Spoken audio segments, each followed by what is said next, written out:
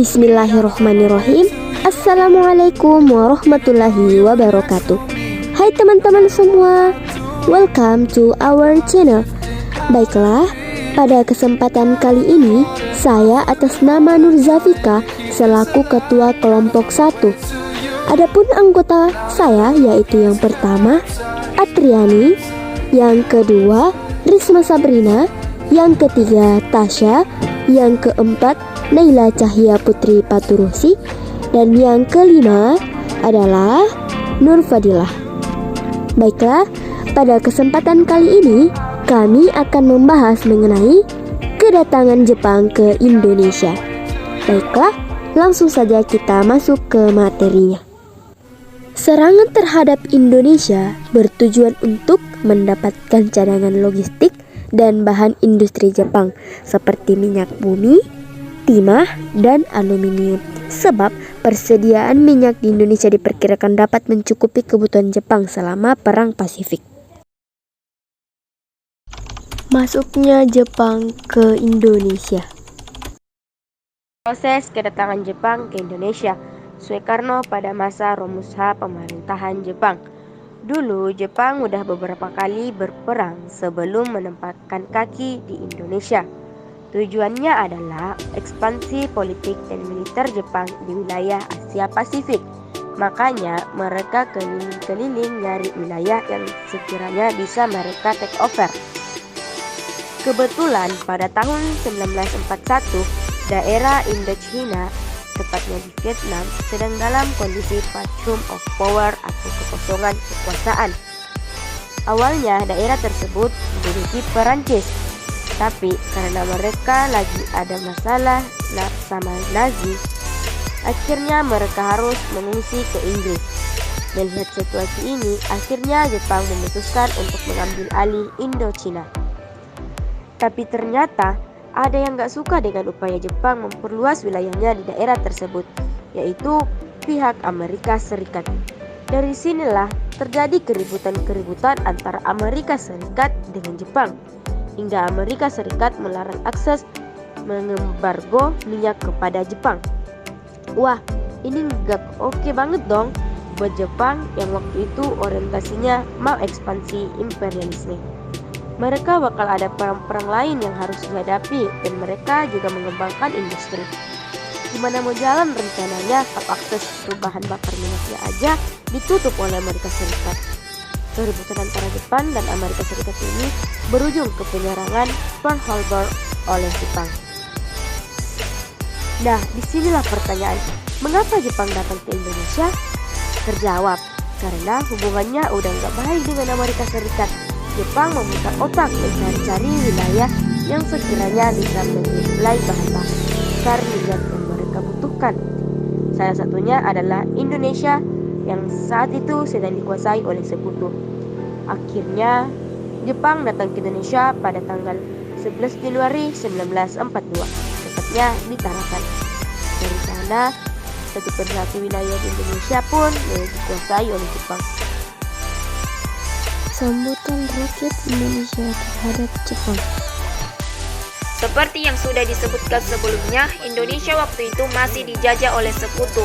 Nah, kedatangan Jepang ke Indonesia ini mulai menggoyahkan kekuasaan sekutu.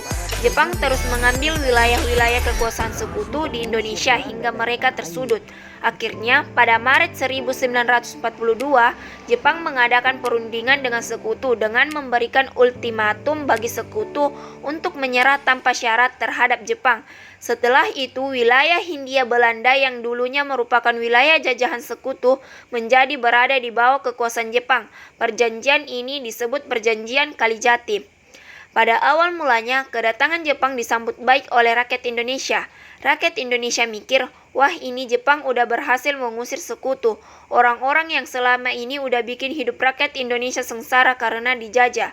Setelah itu, Jepang juga mengeluarkan sebuah propaganda yang menunjukkan simpati mereka terhadap rakyat Indonesia, yang membuat rakyat Indonesia membatin, oh udah ngebebasin kita dari si Belanda, sekarang ngejanjiin kemerdekaan ya. Pembentukan pemerintahan militer.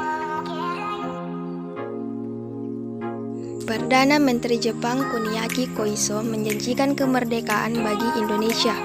Jepang mengaku sebagai Hakoichiu, yakni saudara tua Indonesia. Kemudian mereka juga meluncurkan gerakan 3A, Jepang Cahaya Asia, Jepang Pemimpin Asia, dan Jepang Pelindung Asia. Pernyataan ini membuat rakyat Indonesia percaya dengan kekuatan Jepang saat itu mereka bisa menjadi penolong bagi Asia. Jepang jadi kelihatan bak pahlawan, apalagi Perdana Menteri Jepang Kuniaki Koiso pada tanggal 7 September 1949 menjanjikan kemerdekaan bagi rakyat Indonesia.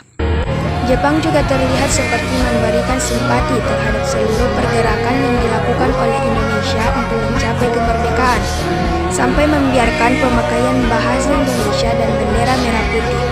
Mereka dulu memberikan kemudahan bagi Indonesia dengan membentuk berbagai organisasi seperti Putera, Pusat Tenaga Rakyat, Chuo Sangiin, Badan Pertimbangan Pusat, dan Jawa Hokokai, Himpunan Kebaktian Jawa. Perlakuan Jepang terhadap Indonesia yang seperti ini berhasil mendapat perhatian beberapa tokoh nasional Indonesia, seperti Soekarno-Hatta dan Suwardi Suryaningrat. Tapi tetap ada beberapa tokoh yang curiga sama Jepang, seperti Samratulangi, H.M. Tamrin, dan Soetarjo.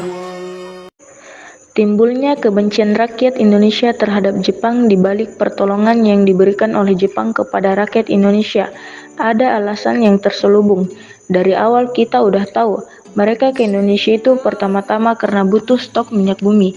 Selain itu, mereka juga ingin berjualan dan mengembangkan industri mereka. Tapi, untuk hal-hal seperti propaganda untuk mendapatkan hati para tokoh nasional, dilakukan semata-mata untuk mendapatkan dukungan politik.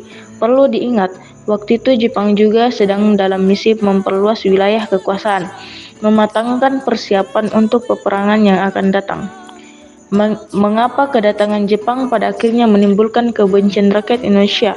Karena dari awal mereka mungkin kelihatannya Jepang seperti membawa masa yang lebih baik bagi Indonesia setelah dijajah Belanda. Tapi lama-kelamaan perlakuan mereka mulai sewenang-wenang terhadap rakyat Indonesia dengan adanya gerakan-gerakan yang mengeksploitasi rakyat. Gerakan Romusa atau tenaga kerja paksa mengumpulkan para laki-laki secara paksa melalui Romo Kyokai, panitia yang mengumpulkan orang-orang untuk dijadikan Romusa. Kemudian, mereka dikirimkan untuk melakukan pekerjaan-pekerjaan yang sangat berat hingga para pekerja berakhir dalam kondisi yang buruk, mati atau menghilang. Belum lagi tentara-tentara Jepang juga kerap mengambil makanan milik rakyat Indonesia tanpa membayar dengan apapun, sehingga banyak rakyat yang kelaparan. Dan akhirnya ada Jogon Yanfun di mana perempuan-perempuan Indonesia dijadikan tenaga penghibur bagi para tentara Jepang.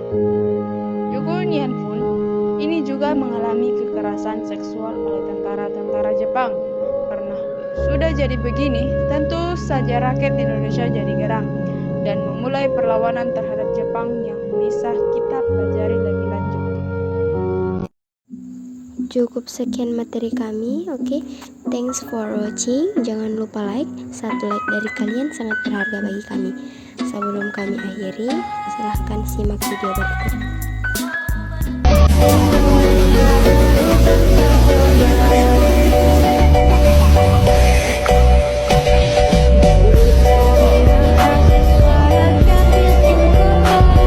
Proklamasi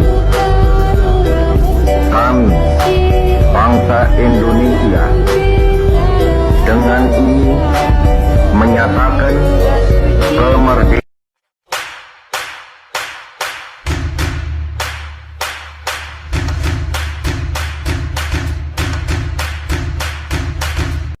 Sampai ketemu di tugas selanjutnya. Bye. Assalamualaikum warahmatullahi wabarakatuh.